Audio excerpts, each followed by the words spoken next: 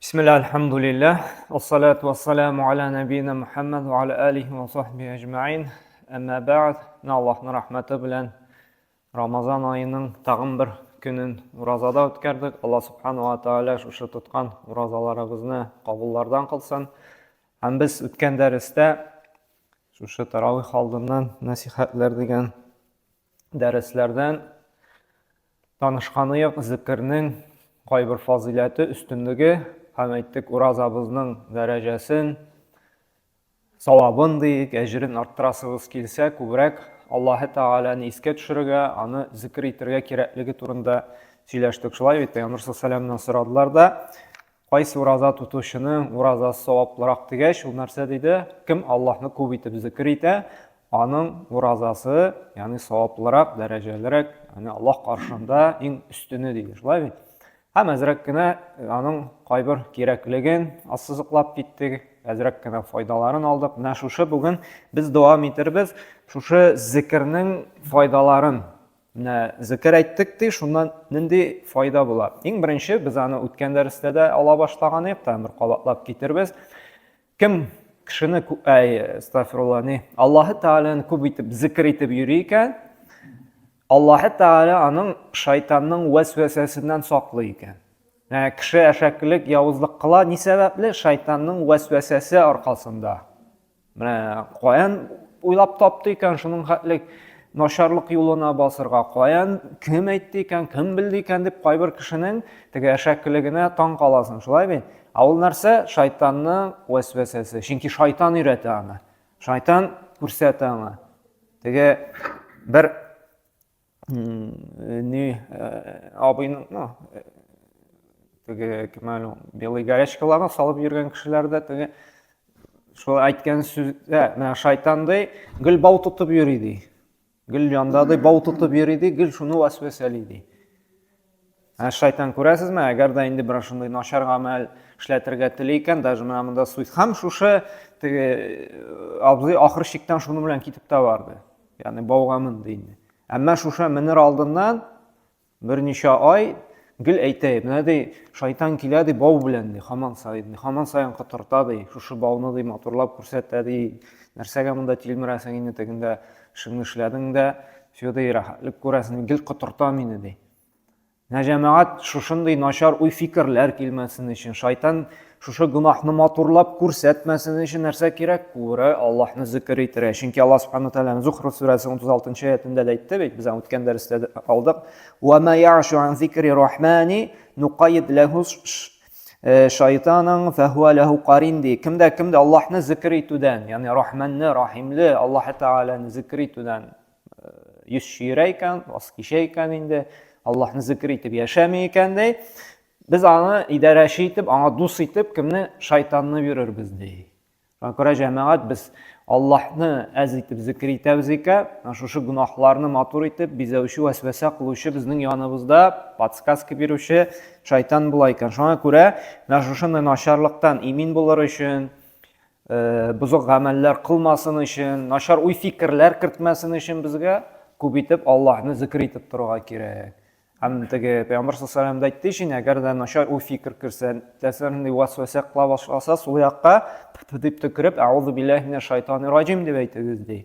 Həmçinin də cəmaət bugünkü gündə şunday türlü şik-şübhələr bik küp bit, fitnələr küp şulay bit. Allah saqlasın, imanda bulğan kişilər də namazın taşlay, dinsizlik yoluna basa, şuna görə şunday şik-şübhələr bulmasın üçün bizə bigərək Allah Teala'nı kübrək zikr etərək. Həm ikinci faydası Cəmanla bu zikirnin faydaları alimlər 70'ten artıqını sanağanlar. Biz hələ alabız anın bir neçəsində. Çünki Ramazan ayından alıb axırına xətlik, ayrım bir dəris yasab bula zikirnin faydalarıdır. Ay boyu söyləşib bula zikirnin faydaları. Biz anın bir neçəsində sanab kitədik. Alimlər 70'ten artıq fayda yazğanlar şuşu zikirnin.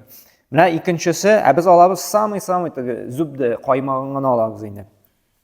İkinci faydası da Allah Teala kimdə kim meni zikr etəyikən də men көңілләренә тынычлык, рәхәтлек салырмын ди. Аны biz үткән дәрестә шулай үстәнгенә алып киткән идек, шулай бит. Бигрәк тә бу бүгенге көндә кирәк, шулай бит. Вроде bütün нәрсә бар бездә, әлхәмдүлиллаһ. Өебездә бар, Әтияниде исән-сау, шулай бит. Балаларыбыз да бар, акча да бар, кәсеп та бар. Вроде все есть, шулай бит.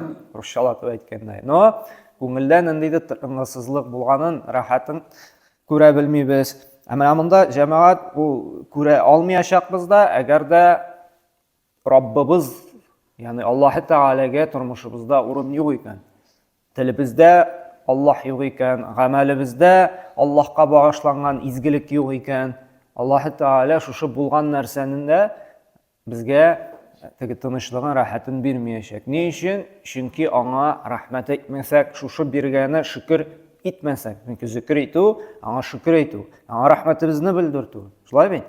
Аллаһ Тәгалә дә әйтә бит, Рa'д сүрәсенең 28-нче аятында: "Аллазина аману" ди, кемнәрдер иман китерде ди, һәм ди, "Ва татмаинну кулубухум би зикрилләh", аларның ди күңелләре ди тынычлык, рәхәтлек табачак ди, Аллаһны зикр итеп, Аллаһны искә төшереп. Әлә би зикрилләh татмаиннул кулуб, һәм сорау бирә, Аллаһны зикр итеп күңелләр тынычланмыймыни, рәхәтлек тапмыймыни ди. Һәм җәмәгать бер галим дә шушы аятны инде тәфсир кылганда әйткән: Адам баласының ди күңеленә ди, йөрәгенә ди Аллаһны зикр итү ди балыкка су кебек кирәк ди. Чөнки бит инде балыкны судан айырдың икән, нишли ул үлә, шулай бит? Тыпырчына да әзрәк. Һәм җәмәгать Аллаһны зикр итмибез икән, безнең күңел дә үләчәк. Яны җаныбыз, күңелебез ди, шулай бит? Ул нишләячәк? Заифләнәчәк, эштән чыгачак. Шуңа күрә безгә күбрәк шушы бүгенге көндә бигрәк тә фитнәле, депрессия күп төшә торган заманда Аллаһны күп итеп искә төшереп тора кирәк. Чөнки күңелдәге тынычлыкны дару белән дә, система белән дә алып булмый, илдә дә мәгәр шушы Раббыбыз гына салса. Һәм җәмәгать өченчесе, Аллаһның газабыннан, гынаһларыбыздан арындыруга шулай ук нәрсә сәбәп икән? Аллаһны күп итеп зикр. Пәйгамбер саллаллаһу алейһи ва сәллям әйтте: "Ма амила адамиюн амалан катта анжа лаху мин азабиллаһ мин зикриллаһ" ди. Адам баласын ди Аллаһның газабыннан ди коткарачак ди, нәрсә ди? Зикр ди, Аллаһны күп итеп зикр итү. Шуңа күрә менә бу гынаһлардан арынуга, Аллаһның газабыннан имин буласыбыз килсә, безгә нишләргә кирәк? Аллаһны күп итеп зикр итәргә. Һәм җәмәгать менә монда тагын 4нче файда: әгәр дә без бик күп саваплар җыясыбыз килә икән, һәм гынаһларыбыздан шулай ук арындырып, безгә шулай ук Аллаһны күп итеп зикр итәргә кирәк. Һәм менә монда конкретный Бухари һәм Муслим җыентында килә торган хәдисне дә китерә. Карагыз, кемдә кемде көненә ди: "Ла илаха илляллаһ вахдаху ла шарика лах, лахул мулк ва лахул хамду ва хуа ала кулли шайин кадир" дип. Моны бөтенебез дә беләбез, шулай бит. Шушы зикрне көн дәврендә ди, көне буе 100 тапкыр әйтә икән ди: "Ла илаха илляллаһ вахдаху ла шарика лах, лахул мулк ва лахул хамд ва хуа ала кулли шайин кадир". Яки иртәнге намаздан соң сразу 100-сен әйтеп куя икән ди. Карагыз, вроде җип-җиңел гамәл, шулай бит. Но бер 15 минут вакыт кирәк, утырып шушыны 100 тапкыр әйтергә: "Ла илаха илляллаһ вахдаху ла шарика лах, лахул мулк ва лахул хамд ва хуа ала кулли шайин". Кемдә кем көн дәврендә 100 тапкыр әйтә икән ди, беренчедән ди 10 кылны азат иткән кебек әҗер алыр ди. 10 кылны. Элек бит кыллар булган, шулай бит. Кыл хезмәтче, бушка эшләгән. Бүгенге көндә әле яхшы специалист була икән, аны яхшы зарплата түләп тә җибәрәсен килми. Әле бушка эшләсә, тем более, шулай бит.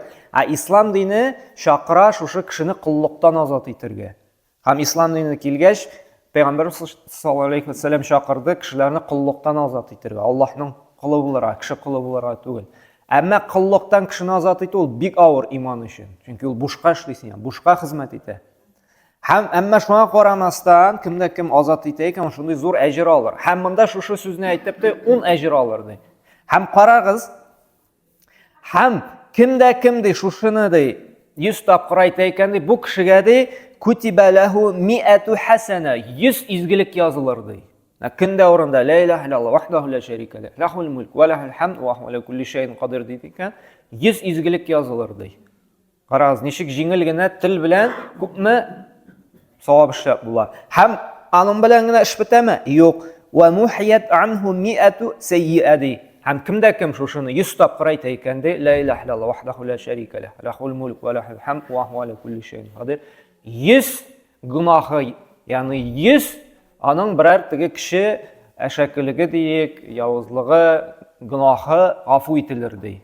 То есть, иң беренчесе 10 кылны азат иткән кебек әҗер, аннан соң 10 изгелек, 100 изгелек язылыр һәм 100 кеше гунахыннан инде 100 кеше гунахы гафу ителер ди. Һәм аның белән генә бетәме? Юк. Ва канат лаху хирзан мин аш-шаятин яумаху залика хатта юмси. Шушы көнне ди, шушы зикрне әйткәннән алып ди кичкә хәтлек ди, ул ди шайтанның вәсвәсәсеннән, ягъни шайтанның мәкерлегеннән имин булыр ди.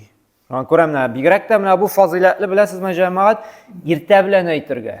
Иртәнге намаздан соң шушы зикрне 100 тапкыр әйтәбез икән, син көне буе кояш байганча хәтлек шушы шайтанның вәсвәсәсеннән, шайтанның теләсәнен нитеге буш файдасыз фикерләреннән, явыз гамәлләргә индәвеннән иминлектә, тынычлыкта буласың.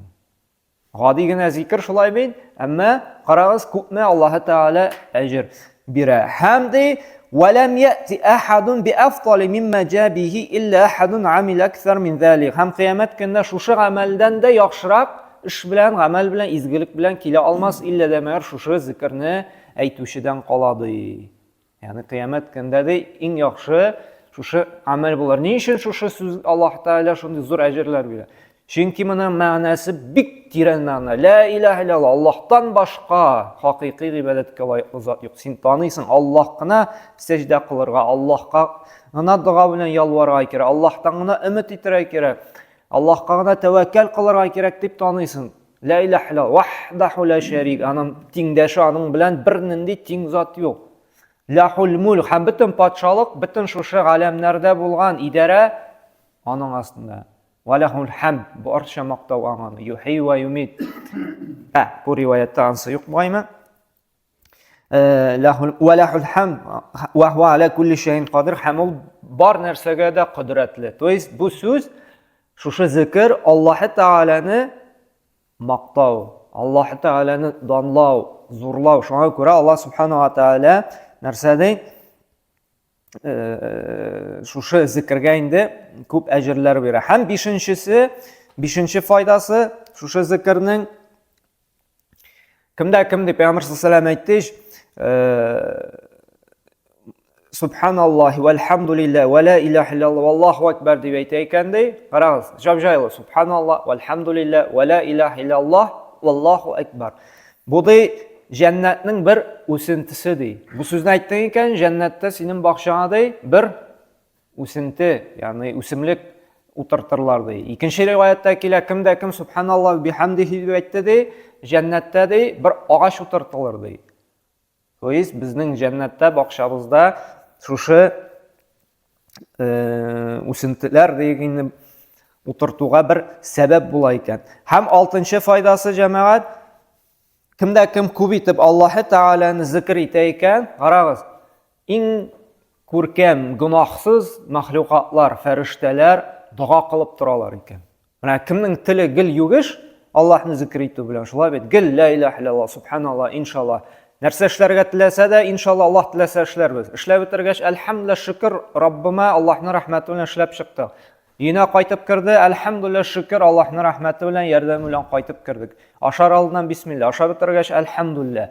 Шулай бит, нәрсә генә эшләргә булмасын, Раббым ярдәм ит миңа, шушы эшемне җиңеләйт. Һәр вакытта да Аллаһ.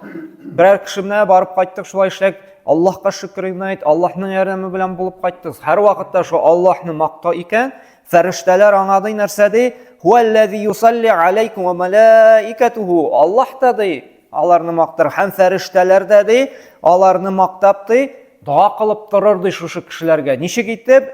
Лиюхриджакум миназ-зулумати илан-нур. Раббым шушы кулларыңны караңгылыктан яктылыкка, ягъни туры юлга күндерсәң иде. Хидаят юлыннан алып барсаң иде. Шуңа күрә җәмәгать, менә бу зикр вакыт бармы? Шуңа күрә менә бу зикр безгә күп итеп зикр әйтү, фәрештәләр дә гынахсыз затлар безнең өчен дугада була икән, безнең өчен хәерлек телиләр икән. Һәм җәмәгать менә бу хәсрәттә буласыбыз килмәсәк, иминлектә буласыбыз килсәк, ярсынча шулай бит. Икейүзлектән сакланыр өчен, күңелләребездә шифа булсын өчен, шулай ук нәрсә кирәк? Зикр кирәк. Аллаһ Тәгалә Коръәндә әйтте, Мунафиклар сүрәсенең 9-нчы аятында: "Я әйюһәлләзина аману ла тулһикум амвалукум ва ла ауладукум ан зикрилла". Иман китерүчеләр ди, малыгыз да, ягъни мал артыннан куу, кәсеп итү, һәм балаларыгыз ди, Аллаһны зикр итүдән ди тайпылдырмасын, читләштермәсен. То есть, шулай иң зур зикр итү намаз, шулай бит. Аннары Коръән, аннары шушы без санап киткән тел белән әйтә торган зикрләр. Гадәттә менә шушы мал һәм балалар безне читләштерә. Нәрсәдән? Намазыбызны вакытында укытмый, шулай бит эшлисе бар әле дибез, кәсеп нитәсе бар дибез, намазны вакытыннан чыгарабыз, яраш биткәч эшләрмен ди. Аллаһ Тәгалә әйтә, юк ди, шушы малыгызда, шушы кәсебегездә вакыт җитте икән Аллаһны зикр итәргә, 12дә, 3дә, 5дә, хәзер менә безнең Аллаһны зикр итәргә салып 1 сәгать Аллаһ Тәгалә белән булачакбыз, аңа гыйбадәт кылабыз, шулай бит. Менә шушы эшләрегездә балаларыгызда читләштермәсен ди. Әгәр дә шулай эшләсәгез ди, ва ман яфъал залика фа улайка хумул хасирун, сез ди хәсрәттә буласыз ди. Сез ди бурчуда буласыз ди. Һәм карагыз, мунафикларның да бер сыйфатын Аллаһ Тәгалә нәрсә белән әйтте? Сыйфатлады. Ниса сүрәсенең 142-нчы аятында ди, мунафиклар 200 кешеләр ди, ва ла язкурун Аллаһ илля қалиля. Алар ди Аллаһны бик әз зикр итәрләр ди. 200 ди, ихлассыз, мунафик кеше ди, Аллаһны бик әз зикр итәр ди. Ali ibn Abi Talib'тан да менә Байхақиның Сунанул Кубра китабында килә бит.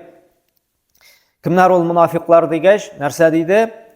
Алар ди Аллаһны бик әз зикр итүчеләр ди. Шуңа күрә җәмәгать безнең хакыйкый иман әһелләреннән, безнең дә мунафик буласыбыз килми, шулай бөтенебезнең ихлас Аллаһка гыйбадәт кылучылардан буласыбыз килә. Ихлас кеше кем ул? Чын иман әһеле ул Аллаһны һәр вакытта зикр итүче. Иң мөһиме көненә 5 тапкыр куелган вакытта һәм аннан тыш әле, чөнки бит зикр җиңел, эшләгәндә дә зикр әйтеп була. Зиянда кар кирисенме, шулай бит машинада барасыңмы, субханалла, алхамду, ва ла илаха иллаллаһны әйтеп була, шулай бит. Фатиха сүрәсен укып йөреп була. Җиңел, шулай бит. Һәм менә Макхул ибн Абдулла да әйтә, белегез ди, инна зикраллаһу шифа ва инна зикрун нас даъ. Аллаһны шифа, Аллаһ Тәгаләне зикр итеп ди, зикр итү ди, ул ди шифа ди. Ул дава ди. Гел кешене сөйләү, кешене тикшерү монсы инде ди шир бер вирус ди. Һәм җәмәгать карагыз, менә динне бөтен кеше тулысынча бөтен теге әмерләрен үтәп бетерә алмаска мөмкин. Шулай бит. Һәм менә шулай ук бер кешедә килә Пәйгамбер саллаллаһу яны. Эй Расулулла, эй Аллаһның илчесе ди.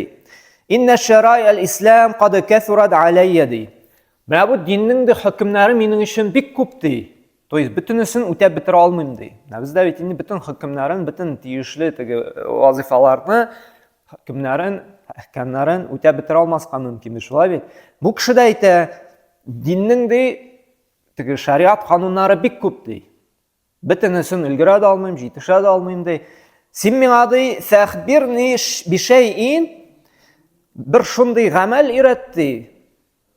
Кайсысын ди мин үтәп ди, шушы теге динне тулысынча җиренә җиткереп ди, үти алам ди.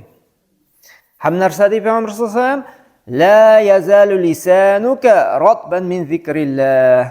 Синең ди һәр вакытта да телең юш булып торсын ди, хәрәкәт итеп торсын ди, нишләп ди? Аллаһны зикр итеп ди. Менә Аллаһны зикр итү ул динне безгә менә бу үти алмаган күп кенә җитешсезлекләрне каплауга, ямау салуга бер сәбәп. Әлек бит ямау салалар, шулай бит. Аврат күренмәсен өчен, теге тишек күренмәсен өчен, анда носкида булсынмы, чалбарда булсынмы, ягъни шушы изянны каплар өчен, шулай бит. Һәм менә шушы җитешсезлегебезне дә динебездә тулысынча үтәп бетерә алмаганны Biz нишли алабыз шушы зикр белән һәр вакытта да субханаллах, алхамду ва ла илаха илляллах. Нарҗамат шуны әйтеп була, тел гел күнегә икән шушы зикргә, шулай бит. Уже шушы файдалы әйбергә күнеккәч шифага, аның уже бозык нәрсә сөйлисе килми, аның уже яланысы да килми, аның гайбәт тә сөйлисе килми, аның кешедә тикшерәсе килми, аның шушы тел белән кешене дә рәнҗетәсе килми. Ни өчен? Чөнки аның шушы файдалы, шифалы нәрсәне әйтә, ул күнегеп, чыныгып бетә һәм телен әрәмгә тотасы килми башлый уже. Аның уже үләксә әйтә ашыйсы килми. Аның уже файдалы гына дөньясына да, ахирәтенә дә файдалы гына булган сүзләрне җиткерәсе килә.